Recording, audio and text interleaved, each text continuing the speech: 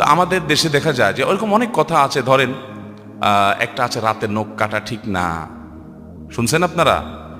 ভাঙা আয়না মুখ দেখা ঠিক না, ভাঙা প্লেটে খানা খাওয়া ঠিক না, রাতের বেলায় বা প্লেটের পানি বাহিরে ফেলানো ঠিক না। এসব ঠিক না ঠিক না ঠিক না যে বলছে, হাদিস কোরআনে কোথাও এটা নিষেধ করে না, কিন্তু এই ঠিক না আসলো কোত্থেকে? আমি চিন্তা করি মাঝে মধ্যে এটার উত্তর পাই। আমার কাছে মনে হয়, আমার ভেতর থেকে উত্তর আসে এটা যে মনে হয় কোনো সময় মুরব্বীরা মনে করছে রাতের বেলায় পোলাপান নখ কাটতে গিয়ে অন্ধকারের মধ্যে আগে যোগে আপনার বিদ্যুৎ ছিল না, আপনার হারিকেন মোমবাতি বা চেরাগের লাইটে নিবু নিবু লাইটে নখ কাটতে গিয়ে আঙ্গুল কেটে ফেলতে পারে পোলাপান, এই জন্য মাসালা বাইর করছে রাতে নখ কাটা ঠিক না। বুঝতে পারছেন?